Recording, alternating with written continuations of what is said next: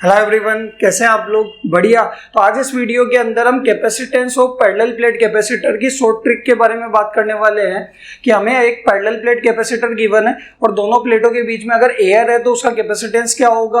अगर दोनों प्लेटों के बीच में पूरे में एक ही मीडियम इंट्रोड्यूस किया हुआ है तो कैपेसिटेंस क्या होगा, और अगर एक से ज्यादा मीडियम अगर दोनों प्लेटों के बीच में है तो नेट कैपेसिटेंस क्या आने वाला है, कैसे आने वाला है, इनकी शॉर्ट ट्रिक के बारे में हम पढ़ने वाले हैं। तो देखो, हमारे पास फर्स्ट डायग्राम के अंदर अगर आप देखोगे तो एक पैरेलल प्लेट कैपेसिटर है, दोनों प्लेटों के बीच का सेपरेशन दे रखा है डी, प्लेट का एरिया गिवन है ए, और दोनों प्लेटों के बीच में क्या है, एयर फील्ड की हुई है। तो इसका कैपेसिटेंस क्या होगा, तो इसका कैपेसिटेंस होने वाला है A epsilon not by D. यहाँ पे अगर आप देखोगे तो ए तो क्या होने वाला है, एरिया ऑफ प्लेट होने वाला है, एप्सिलॉन नॉट क्या होगा, परमिटिविटी ऑफ फ्री स्पेस या एयर, और डी क्या होगा, दोनों प्लेटों के बीच का सेपरेशन। क्लियर है। अगर हम सेकंड में बात करें कि एयर की जगह हमने दोनों प्लेटों के बीच में एक पूरे में मीडियम इंट्रोड्यूस कर दिया, मीडियम फिल कर दिया, और के यहाँ पे क्या होने वाला है, उस मीडियम का डाइलेक्ट्रिक कांस्टेंट होने वाला है। तो कैपेसिटेंस कैसे निकालेंगे, तो देखो इसका कैपेसिटेंस होगा के A epsilon not by D, और के क्या होगा, मीडियम का डाइलेक्ट्रिक कांस्टेंट, ए प्लेट का एरिया है, एप्सिलॉन नॉट क्या है, परमिटिविटी ऑफ फ्री स्पेस, और डी क्या है, सेपरेशन बिटवीन दी प्लेट्स।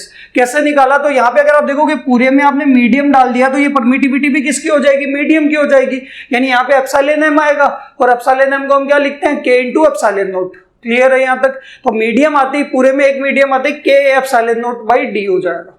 अगर एक से ज्यादा मीडियम है तो कैसे सोल्व करेंगे, तो यहाँ पे अगर आप देखोगे कि आपके पास एक पैरेलल प्लेट कैपेसिटर है, एक प्लेट और दूसरी प्लेट दोनों के बीच का सेपरेशन कितना है, डी, और प्लेट का एरिया कितना है, ए। अगर आप इसमें देखोगे हाफ डिस्टेंस के अंदर d/2 के अंदर तो एक मीडियम है जिसका डाइलेक्ट्रिक है K1, और बची हुई हाफ डिस्टेंस के अंदर दूसरा मीडियम है जिसका डाइलेक्ट्रिक कांस्टेंट कितना है, K2। तो इसका हमें क्या करना है, नेट कैपेसिटेंस निकालना है। देखो करेंगे क्या, इस मीडियम जिसका डाइलेक्ट्रिक कांस्टेंट K1 है कितनी डिस्टेंस में है, d/2 में, इसका अलग कैपेसिटेंस निकाल लेते हैं, दूसरे का अलग कैपेसिटेंस निकाल लेते हैं, फिर क्या करेंगे, नेट निकालेंगे। अगर एक से ज्यादा 2, 3, 4 मीडियम है तो सबका क्या करेंगे, अलग अलग कैपेसिटेंस निकाल लेंगे, और फिर हम बात करेंगे कैसे सोल्व करेंगे। तो यहाँ पे देखो, मान लेते हैं कि आपके पास जो पहला मीडियम है K1 वाला, इसका कैपेसिटेंस मान लेते हैं कितना आएगा, C1 आएगा, ठीक है, और दूसरे वाले का कितना आएगा, वो आएगा C2। तो हमें क्या करना है, C1 और C2 की क्या निकालनी है, वैल्यू निकालनी है। तो देखो C1 कैसे निकालेंगे, कैपेसिटेंस होता क्या है मीडियम का, के A epsilon not by D.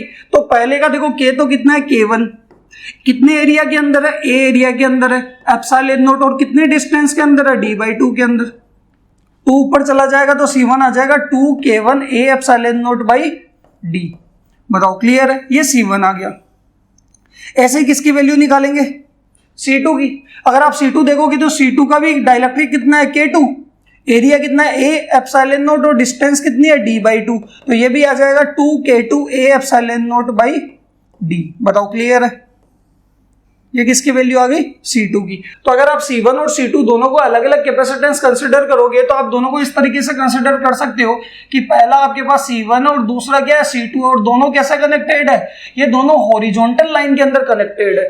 अगर हॉरिजॉन्टल लाइन में 2 कैपेसिटर 3 कैपेसिटर कनेक्टेड होते हैं तो वो किसमें होते हैं, सीरीज में होते हैं। तो यहाँ पे हम क्या करेंगे, सीरीज कॉम्बिनेशन का फॉर्मूला लगाएंगे और नेट कैपेसिटेंस निकाल लेंगे।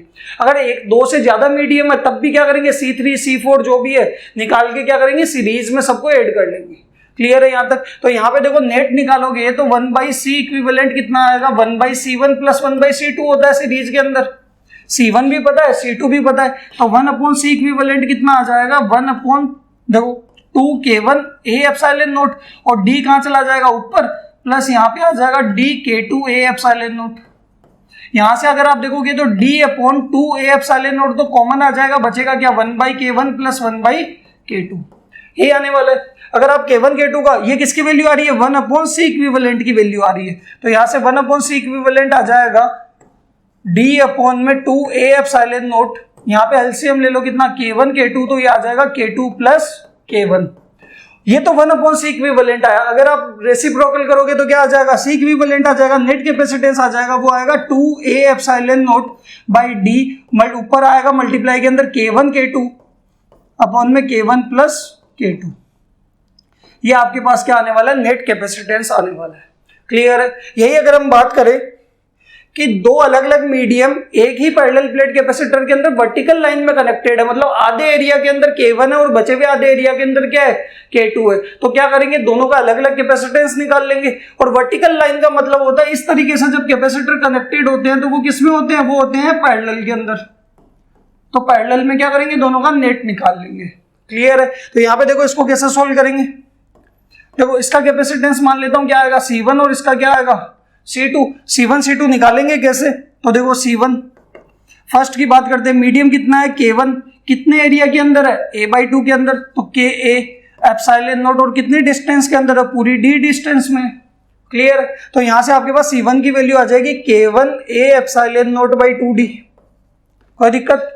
ऐसे ही किसकी वैल्यू निकाल लेंगे, C2 की। यहां से देखोगे तो C2 क्या होगा, डाइलेक्ट्रिक कितना है K2, कितने एरिया के अंदर है, ये भी A/2 के अंदर है, एप्सिलॉन नॉट और डिस्टेंस कितनी आ जाएगी D, तो ये भी आ जाएगा K2A epsilon not by 2D। बताओ क्लियर है।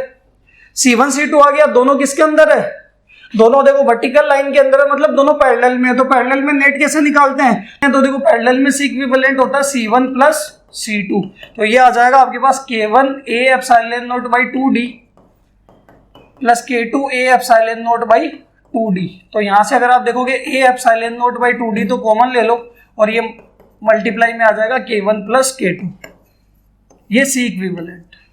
तो आपके पास एक से ज्यादा मीडियम हो तो पहले जितने मीडियम है सबका अलग अलग कैपेसिटेंस निकाल लो, कितने एरिया में, कितनी डिस्टेंस में, ठीक है, सबका अलग अलग कैपेसिटेंस निकाल लो। फिर चेक करो कि हॉरिजॉन्टल लाइन में है तो सीरीज में होंगे और वर्टिकल लाइन में है तो पैरेलल में होंगे, और उनका फॉर्मूला लगा के हम नेट कैपेसिटेंस निकाल लेंगे। बताओ क्लियर है यहाँ तक।